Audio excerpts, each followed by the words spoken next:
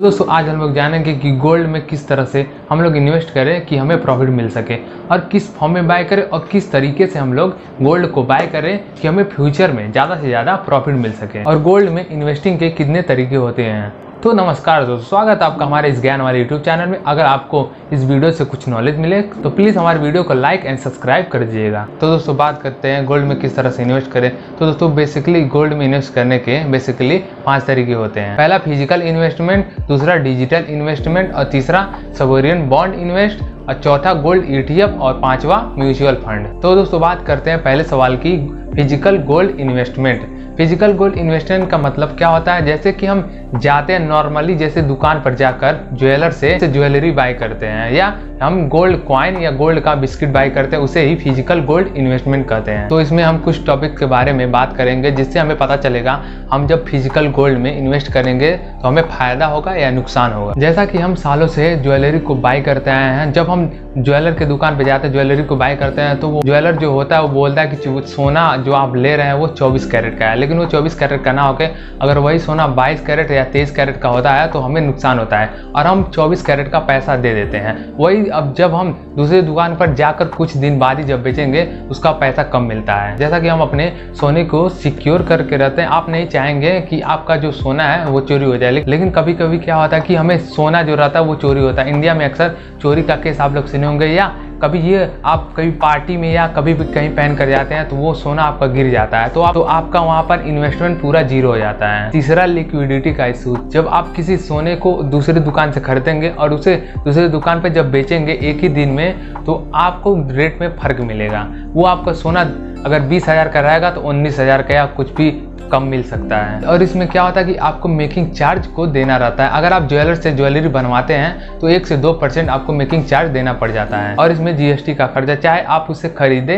या बेचे आपको GST देना पड़ेगा और आपको इनकम टैक्स देना पड़ेगा। अगर आपने गोल्ड को बाय किया उससे आपको प्रॉफिट होता है, इनकम टैक्स भी देना पड़ जाता है और आपको रेगुलर इनकम भी इससे नहीं होता है। दूसरे टॉपिक की अगर हम बात करें तो इसे डिजिटल गोल्ड इन्वेस्टमेंट करते हैं। इसमें क्या होता है कि हम इसे किसी ऐप या किसी प्लेटफॉर्म से ऑनलाइन बाय करते हैं। अब हम डिजिटल गोल्ड में देखेंगे कि हमें क्या फायदा है और क्या नुकसान है। डिजिटल गोल्ड की प्योरिटी की बात करें तो इसमें आपको 24 कैरेट के हिसाब से ही आप अगर खरीद रहे हैं तो आपको डिजिटल में खरीदेंगे तो आपको जब बेचेंगे तो आपको 24 कैरेट के हिसाब से रिटर्न मिलेगा। दूसरा सेफ्टी की हम बात करें तो ये गोल्ड जो रहता है वो ऑनलाइन जब हम खरीदेंगे तो ये एकदम 100% सिक्योर रहता है, क्योंकि हम जिन कंपनी में इन्वेस्ट करते हैं वो गोल्ड को सिक्योर करके रखते हैं। अगर वहाँ से गोल्ड कुछ भी हो जाता है तो ये कंपनी जो होती है उस जगह का इंश्योरेंस करा के रखती है जिससे हमारा गोल्ड को कुछ नहीं हो सकता है और हमें सिक्योरिटी 100% इससे मिलती है। और लिक्विडिटी की बात करें तो आप उसे जब मन खरीदे और जब मन बेच सकते हैं। अगर आपने आज खरीदा है और आज बेचना चाहते हैं तो उसे बेच सकते हैं। और इसमें क्या है कि आपको मेकिंग चार्ज भी देना नहीं पड़ेगा। आपने 4 फायदा उठा ले, लेकिन इसमें क्या होता है कि आपको GST देना पड़ेगा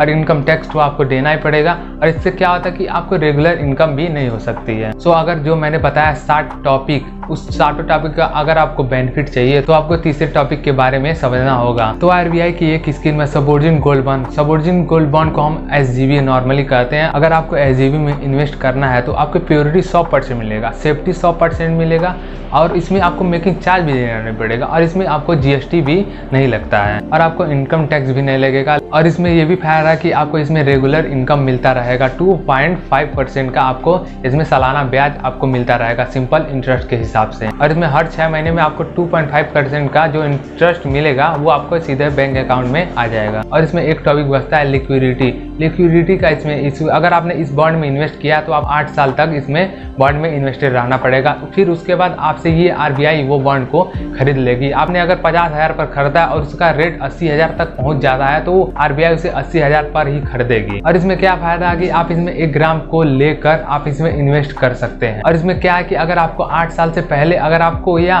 4 साल या 5 साल में अगर आपको इसे बेचना है तो इसमें क्या होता है कि आपको लॉन्ग टर्म गेन टैक्स देना रहता है। अगर आपको इन सबसे भी ज्यादा फायदा चाहिए तो आप डीमेट अकाउंट से आप उसे गोल्ड को बाय या सेल कर सकते हो। आपको जब मन करेगा उसे बाय कर सकते हैं और जब मन करेगा उसे सेल कर सकते हैं। आपको इसमें प्योरिटी 100% मिलेगा, बेनिफिट के साथ इनकम टैक्स भी देना नहीं रहेगा।